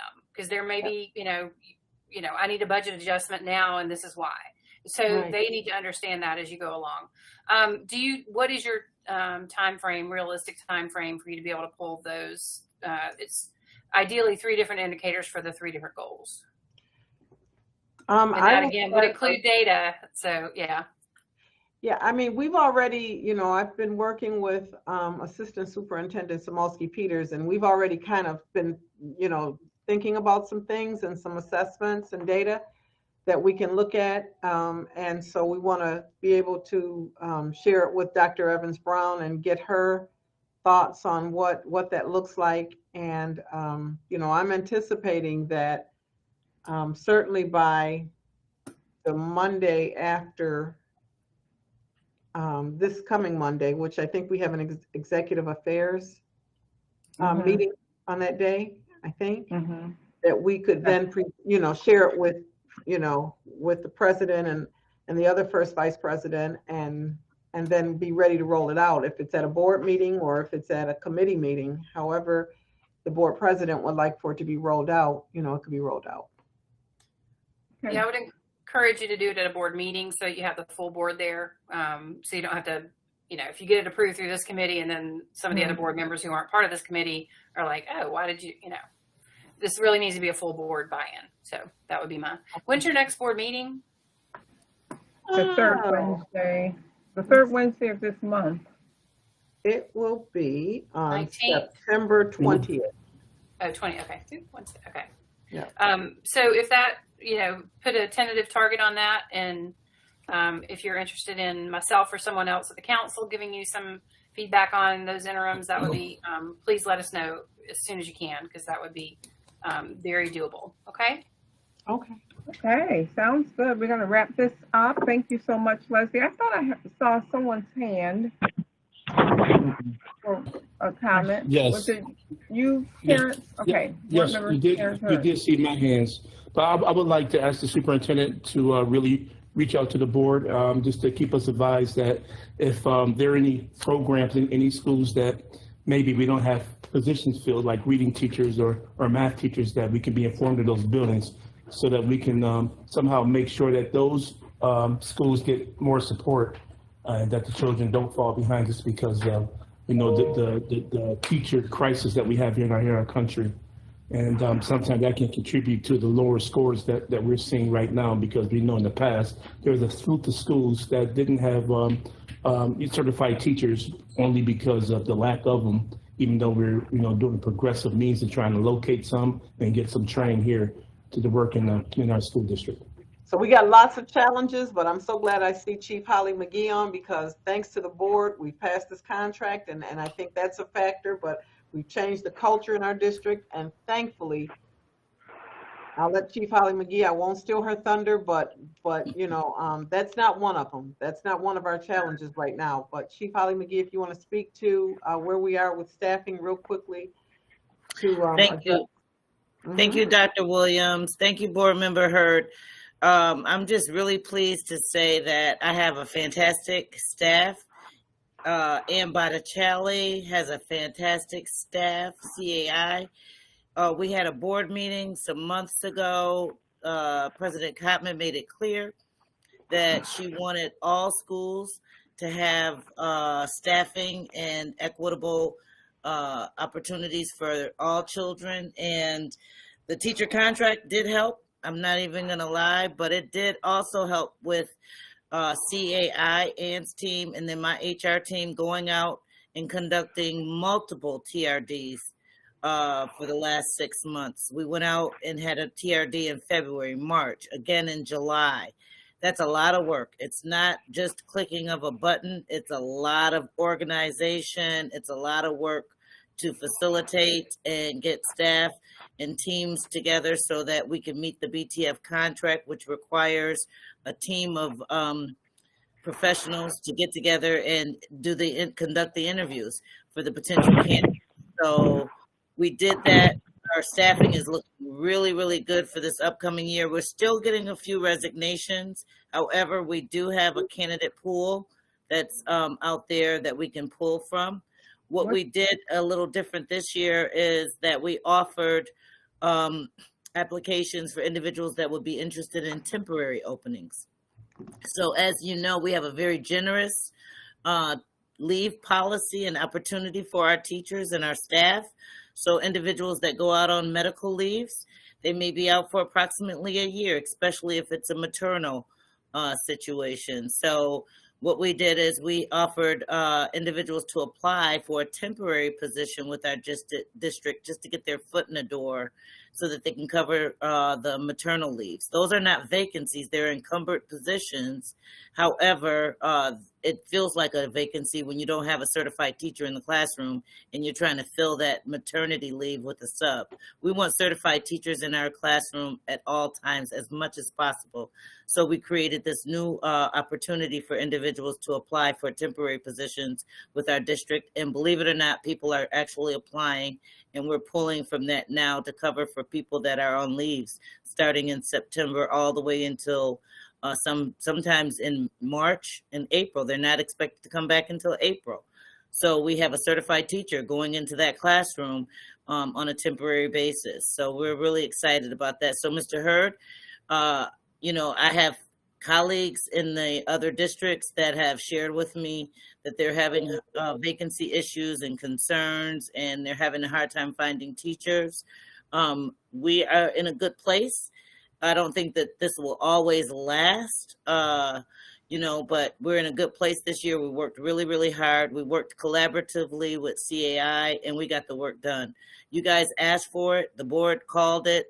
You know, President Cotman, board member Shuda, Mr. Hurd, you call me probably 3 times a week with different people and candidates for me to look at. So, as well as all of the board members. I can't just specifically say one. Everyone has my cell phone number. You call me, you let me know that you have someone that you would like for me to talk to or my staff to talk to, and we've done that. So we put some certified teachers in front of our kids this year, and we're excited. We just, you know, and we did a screening process. So not everyone that applied got a job with Buffalo. I just want to let you know that. You know, if you were coming from a particular school district with several years of experience, we like that. But we want to know that you're wanting to come to Buffalo because you want to work with our kids, not because you saw the teacher salary schedule. So those were some of the indicators that we took into consideration, my staff as well as CAI. They weren't just bringing anybody in. Just because you were certified in science or math, some of our hard to fill positions, we weren't bringing you in. We wanted to know that you wanted to work with our children. You worked in a private schools district for 12 years. Why all of a sudden do you want to come to Buffalo now? And so those were some of the questions that we asked. We were very calculated and strategic and intentional about who we put in front of our kids. So I hope that that will contribute to the attainment of the goals of the superintendent and the board. Thank you for that. We're moving to the next level. So yes, thank you for that robust conversation and detailed information, Ms. McGee. You're welcome. So if we don't have anything else, we're a little over our time, which is something I don't like doing, but this was so important to have our guest Leslie here as our expert consultant. So I think we've gotten some goals in place. Dr. Williams knows her charge. I will be working with her down the road, and we should be ready at our next board meeting to present some of those interim indicators. Okay, anything else, Leslie, before we close? I appreciate y'all. It's good work. You're good start. So thank you. Thank you so much. So with that, that concludes the Executive Affairs Committee meeting, and I will pass the torch to our finance person, board member Paulette Woods is out of town, and board member Terrence Hurd will chair her committee tonight. Mr. Hurd? Okay. Yes, please give us 1 moment, please. Madam Vice President? Yes, ma'am. We do have board members. Each of our board members who are not present have asked to be excused from this meeting. There's no need to vote on it or take, because it is just a committee meeting. But I do want our listening and watching audience to know that Honorable Board Member Jennifer McCooley, Honorable Board Member Dr. Ann Revere, and Honorable Board Member Paulette Woods all have been asked to be excused. So once that's for the record, thank you. Thank you for that. All right, Board Member Hurd, are you ready? Yes, we are ready. And thank you very much. I would like to say, I know due to a lack of time, we're going to try to keep this presentation quick. I am Terrence Hurd, Board Member at Large, and I'll be filling in today for Board Member and Chairperson of Finance and Operations, Paulette Woods, who actually gave me some instruction, for today, which I'll be giving a message at the end of the board meeting. But today I would like to just talk, we're going to talk about the commissary and the financing update to the commissary, which will be that this district has been planning for some time now on Dublin Avenue. We found out during COVID and before COVID that our commissary that's on East Delavan that we used for the last couple of decades, quite a few, that is insufficient to our goals and needs as a district. And also that that we have throughout the snowstorms that we can be understaffed or undersupplied with materials, and we needed more refrigeration space and a larger presence. And we had some challenges that the board gave the district also, things we'd like to see in the new commissary. We did have several community meetings, and they went great. And the community that lives around East Dublin Avenue, around the commissary, Norfolk Avenue, really love this project and program, and that they've seen that it was a plus and addition for the neighborhood as we move forward. Also, before I give it over to the superintendent, also we have a new director over at the commissary, Ms. Ruth Connors, who's here with us tonight. I don't know if the superintendent wants her to come on camera and not to say hello, but she's been working with the previous director, and that she's doing a wonderful job there moving over as we move forward. So I'm going to leave it to the superintendent now. If you can go ahead, and I promise that we will try to keep this presentation shortened. Thank you again. Thank you so much, Board Member Hurd. Once the presentation is over, I certainly do invite our new director, Ms. Connors, to come on so that everybody can see who she is and to just introduce herself. She's got some big shoes to fill, and I believe that she will absolutely be able to do that.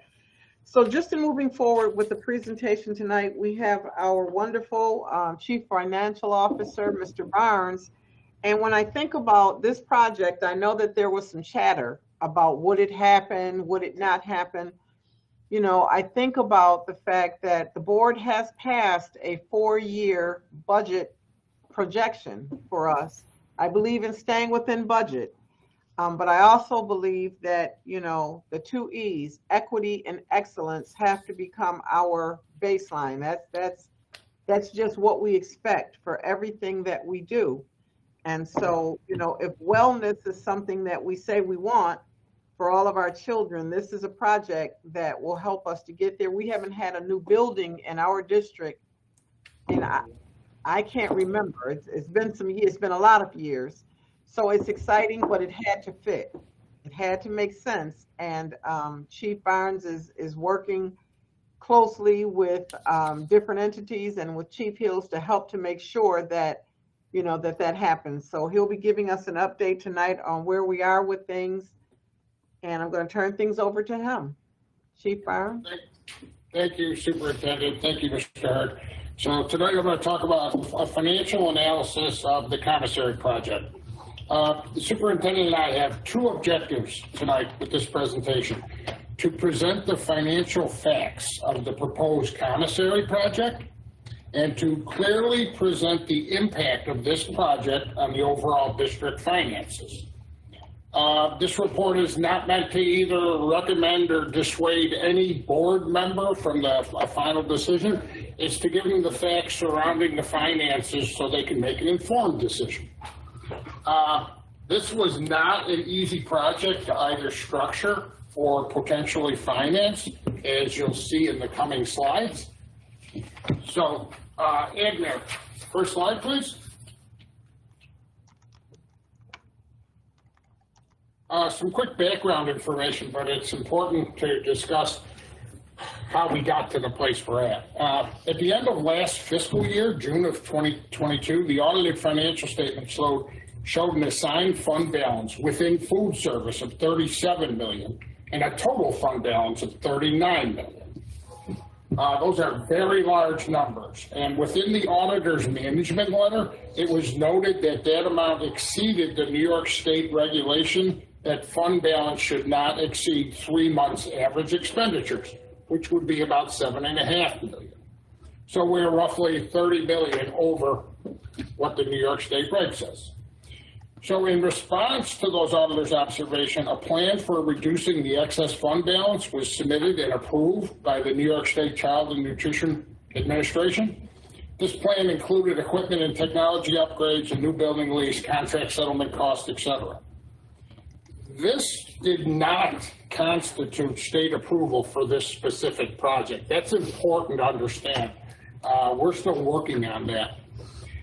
It's also important to note that, as the superintendent alluded to, and as we meet weekly on, that the recently approved 4-year plan was based upon the assumption that food service grants and the capital project funds would be self-balancing and not require the use of general funds for any purpose. As you'll see in a minute, the most recent financing and cash flow projections show that general funds are required to partially fund this project. And I'll touch on that a little bit later. Admin, next slide, please.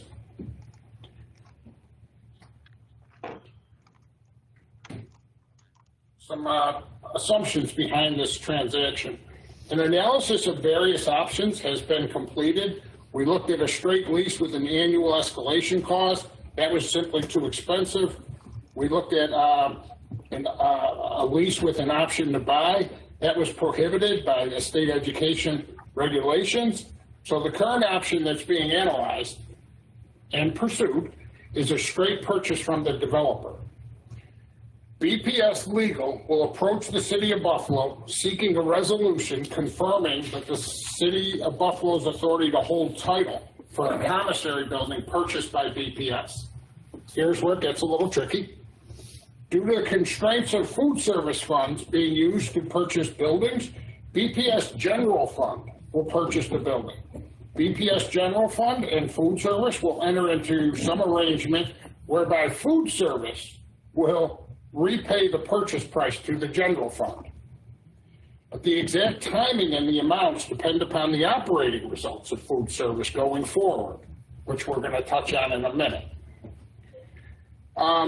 This proposed transaction that's described above has not yet been fully approved by the state. We're working on it. I talked to them yesterday. I got another call with them tomorrow. I'd also be remiss to not give the board an update on our agreements with the developer, McGuire. The current arrangement with the developer is covered under the terms of a board resolution dated September of 22 and a fully executed designated developer agreement that was dated back in February. Note that this agreement includes the developer's purchase of property for this project and a lease to own with BPS. McGuire, the developer, has incurred approximately $1 million in expenditures to date that they may seek reimbursement from the district if the project is canceled. Lastly, to understand the timeframes of this, our current lease ends September of 2025. Construction, if this is put forward by the board, is estimated to be completed in March of 2025. Next slide, please, Edmund. So some assumptions underlying the projections that I'm going to show you in a minute. The total cost of this project is $44,223,000. That amount is greater than the current food service fund balance, which I showed you on the first or second slide. Thus, it's going to take funding from the general fund reserves to complete this project. The food service projections that I'll show you in a minute include no overall staff increases. That was discussed at length with Bridget and Ruth. And also the award of a $5 million grant for equipment purchases.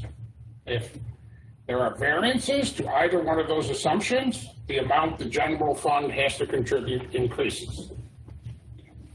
Another thing that underlied our projections going forward is if you take a quick look at history. Pre-COVID, from 2015 to 2019, food service was generating small deficits in 4 out of the 5 years. Surpluses were recorded in the 2020 to 2022 period due to significant increases in the reimbursement rates through COVID programs. So our projections going forward show small deficits, largely due to new staff contracts, increased food costs, and the unknowns associated with both the move to a new facility and the cook-to-chill model. I think it's also important to note that our external auditors reviewed these projections and they had no recommended changes. They did express some concerns over potential construction and/or equipment cost overruns and the ability of food service to generate surpluses in the future. How you deal with those is you build a contingency for these concerns that are built into the financial model. We added approximately $4.5 million just in case there's equipment or construction cost overruns. Those are built into these projections. Mayor, next slide, please. This page sort of encapsulates everything from the structure to the financing to the operations. Let me try to go through it slowly. It's a summary of the investment cost, the cash flow analysis, and the proposed financing. The investment cost, the purchase price of the building will be $38,850,000. The soft costs, which are architectural fees and other things, those are built into that purchase price. We made triple sure that there is no unknown cost up to this point.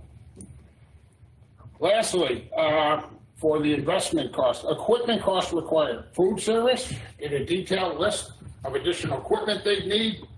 We double and triple checked it, and it comes out to $5,373,000. So the total investment on this project is $44,223,000. So where does that money come from? First of all, we're going to use some of that food service fund balance, $28 million. That'll be transferred out of food service and back into the general fund. Food service has represented that they're going to get a USDA grant for $5 million used toward the purchase of the equipment mentioned above. So that leaves us about $11 million short of the investment cost. That difference is going to be taken out of the general fund reserve balance. So when you add that back in, that's the financing and it equals the investment cost.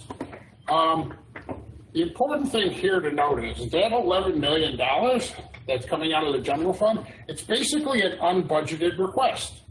It's not in our budget, it's not in our 4-year plan. So, if you remember, our 4-year plan was based upon the assumption that general funds would not be used to bail out capital projects for food service. In this case, it's going to take $11 million of the general funds. I just want everyone to be aware of that. Which takes us to the next page. Ed, next slide, please. Good. There's a lot of numbers on this page, but again, this page was necessary because there is an $11 million unbudgeted request from the general funds. The superintendent and I have started probably 2 or 3 weeks ago. The superintendent is often inundated with unbudgeted requests from a variety of sources. Capital projects, this one, all sorts of things. So we've started an analysis whereby we have our 4-year plan. What's our fund balance? And then how do these unbudgeted requests impact them? So if you take a look at the bottom line, that is our 4-year plan projected general fund reserves. Starts at $321 million and it goes down to 175.5. this is an important point. The general fund balance is the most important factor indicating a district's financial health. For a district our size, if that number ever dropped below $150 million, it would throw us out of compliance with our coverage ratios, reserves over monthly operating expenditures, and it would even jeopardize our operations and our ability to make payroll. You cannot go below $150 million without putting the district at financial risk. So the superintendent and myself were always balancing these unbudgeted requests against that number. And we did that in this case, the $11 million that's going to require from the general fund. So I'll take you up to the top one. These are the projected surpluses or deficits of food service going forward. We'll probably have about a $300,000 surplus in the recently closed 23 year. Then we start projecting the deficits. Contract cost increases, food service cost increases. So those are all below, $1 million, but they're deficits. And that includes that contingency. The next part of this analysis I'd like you to look at is the areas in green. This is the food service fund balance. If you see, it starts at that $38 million. It'll go up to about 39, and then it starts going down marginally for the small deficits.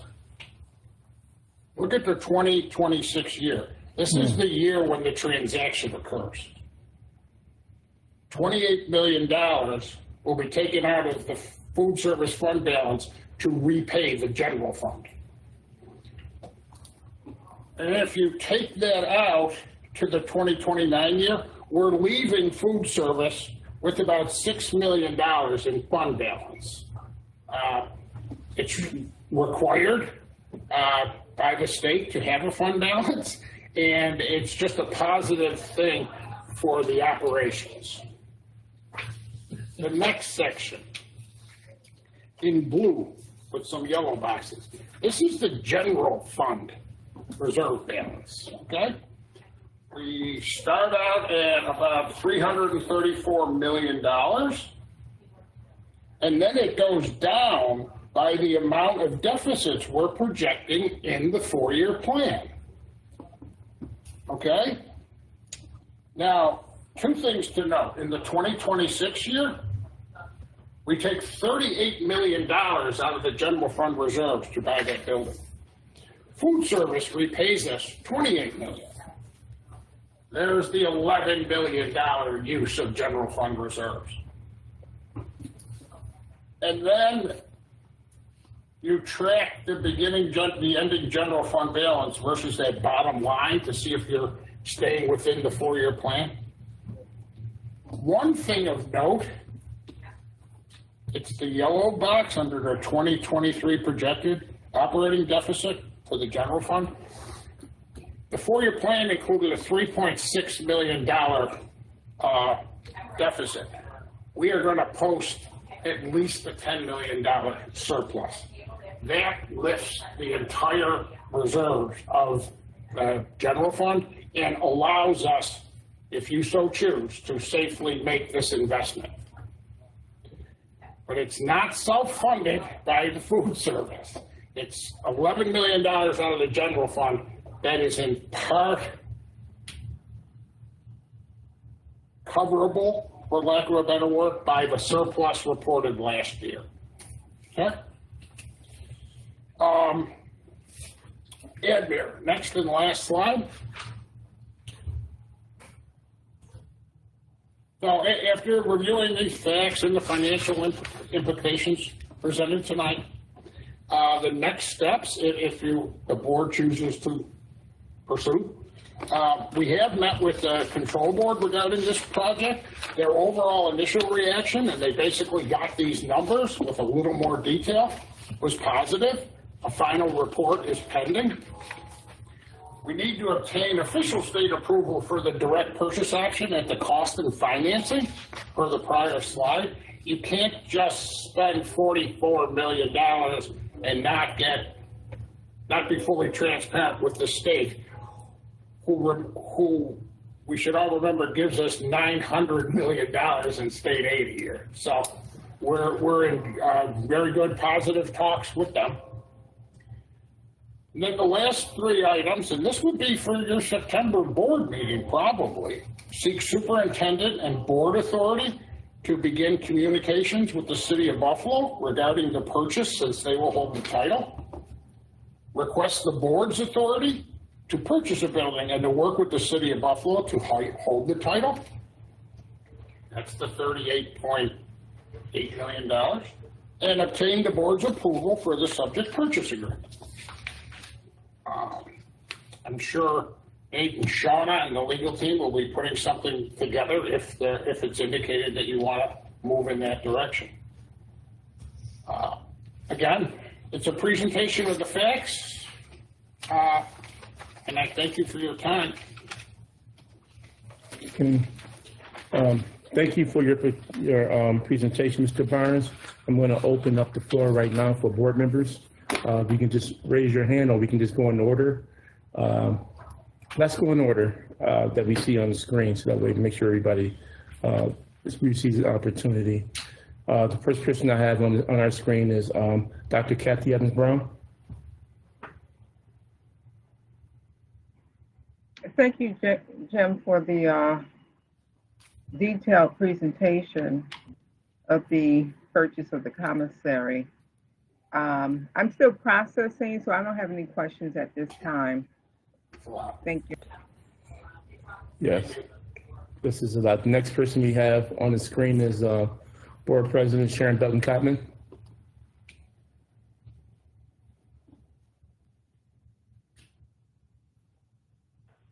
Thank you, Chief Financial Officer Barnes, for your presentation. I just have two questions. One is, in the past, we've used bonds to fund our expenditures. Why was that not a consideration for this? Yeah, two things. One is timing. It takes up to a year to arrange for bond financing. And secondly, you can't use bond financing for a food service expenditure. They only allow you to issue bonds if you've already received approval from the state for building aid. The bonds are you can only sell them if you have that guarantee the state's going to give you building aid, and that's just not applicable in this situation. Oh, okay, thank you. The other thing is, just in the event that it does not work out with the city, which I'm sure it may, is that school districts such as Syracuse have used their county. They have asked the county to assist them. And I do think, after meeting with Mark Pollinghart recently, that we do have a partner in him and in the county, and that it just might work out in the future that we can talk with them about doing things with us. If not this project, maybe something else. Okay? Yeah, duly noted. Thank you. Is that the end of your questions? I said thank you. Okay, thanks. So we'll move on to Board Member at Large, Larry Scott. Thank you, Mr. Hurd. I don't really have any questions. I appreciate getting the facts on this and getting a better understanding of the complications leading up to its approval and getting this project started. I think it's very helpful to us as a board and helpful to the public and our parents that have been tuned into this issue. I think the only question I will ask is, Chief Barnes, you're the financial expert, and based on everything you reviewed, it sounds as if from your presentation that you are recommending this investment. Am I correct in assuming such? No, actually, I think maybe I'm playing semantics. It is a reasonable investment for the district. It's within our financial means, but largely in part because of the larger than expected surplus last year, it's providing us with extra funding to make decisions like this. But what I need with the superintendent, she gets inundated with unbudgeted requests that have to go through the same type of analysis, and at some point that money will run out. And we have other financial projects, capital projects in the queue. You know, we got Gulf State we have to talk about. So, Larry, I don't mean to be dodging the question at all, but this project is within our financial means and poses no risk. Fair. Thank you. Thank you. And next we'll have Teresa Schutter, Department Board Member. I guess my main message is I'm thrilled with what this project will bring to the students and the impact on providing upgraded nutrition and the ability. So I'm looking forward to supporting this endeavor. So thank you for the great report, Mr. Barnes. Thank you. Okay, and I do have a couple of questions.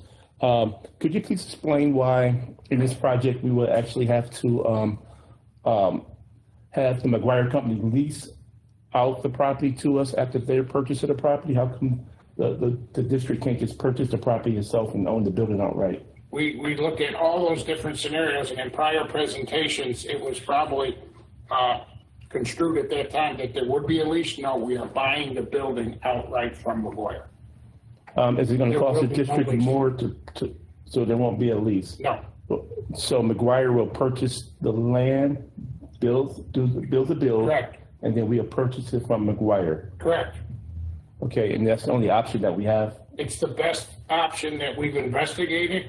We looked at a straight lease. The escalation clauses made it unaffordable, and a lease to buy was prohibited by New York State regulations. Okay, I just thought in the presentation I heard there was a lease to own. No. By the district. Okay, are there? The state won't permit a lease to own agreement, Okay, because any agreement you sign off on, I actually have to affirm that there isn't a purchase option in the agreement. okay. But the statute does allow us to buy property with it being in the name of the city of Buffalo. Okay, thank you. And next, have you looked at any interest for sponsors or private dollars? No. That can come into it? No. Can we look into that? Maybe another cost saving?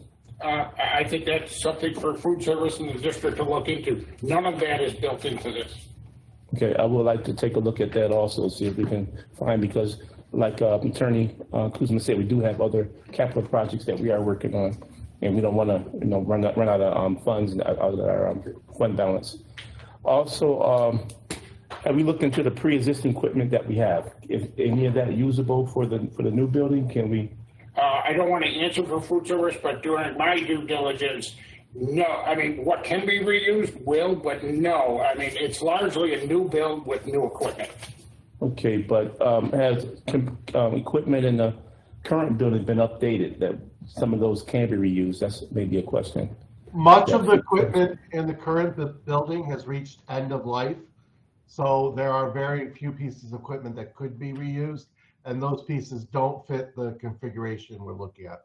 But most of if we were even not to do this, we would need to replace most of the equipment we currently are using. Okay. And we've seen at the beginning the picture of the new build, what it will look like, so that our listening audience can view it and have an understanding of the type of building that we're looking to put into the East Delavan community, East Delavan Bailey community. But I myself and a couple other board members made reference to having the design to where we can use the Emerson program to put a restaurant there also and establish some revenue. And I have yet to see any graphs developed that shows that with that into our financial format here, the plans that the 44 million cost development. So are we still looking into the possibility of putting a Eastside resident using our Emerson personnel to possibly get as a training site, and also to put a Eastside restaurant in so we can build revenue? So the design of the commissary and the design of a restaurant are very different designs. This will be a commissary. To put a restaurant in there essentially would be add a significant amount to the project, and then we would have to, if we're using it as educational, we would have to add different approvals from state ed. So we'd have to get it approved for kids to be in it. Right now, we do have a very good relationship with food service and the occupational training center, where a lot of students from there actually do work-based experiences, and there have been students that have been hired then to work full-time for food service after they left the OTC program. But as far as a restaurant, that would be a very different project. That would be substantially more expensive and more difficult to approve. But if we can obtain revenue from a project like that, and also give our kids some financial stability, going into college or going to other programs, leaving there, I think that is well worth taking a look into and seeing, how that can be developed into this project also. But like I said, we can create revenue, a permanent source of revenue from a project like that, with the community and working with our children for the training aspect. And there are also other sources of revenue we're looking at, but Jim's projections have to be based on what is and what currently is in place. But food service will be working on ways that they can increase revenue streams, which may be serving other populations. So that is something that food service will be pursuing, but we can't put that in the calculations because they don't exist and may not exist.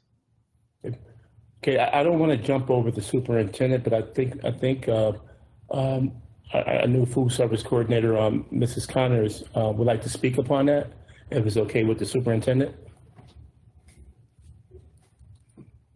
Yes.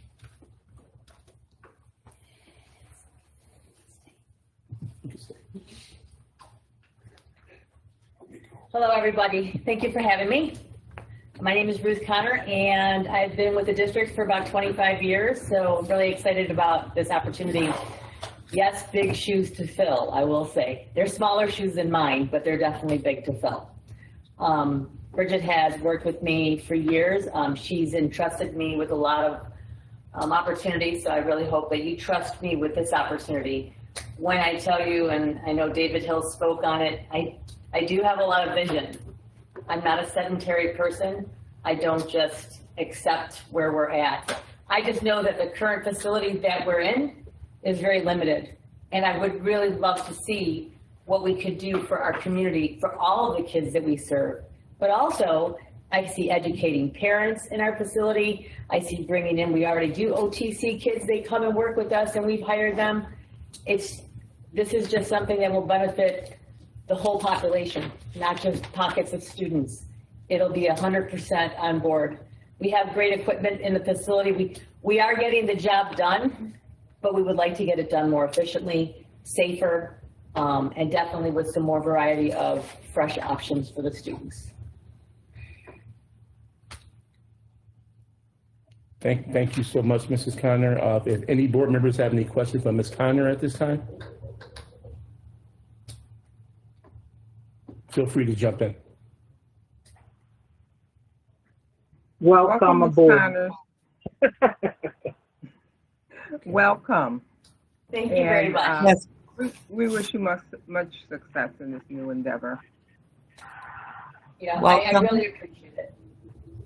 Thank you. I'm looking forward to a really fantastic school year, and thank you, Jim Barnes, for the presentation and also the positive feedback as far as it being, if it's going to happen, now is the time.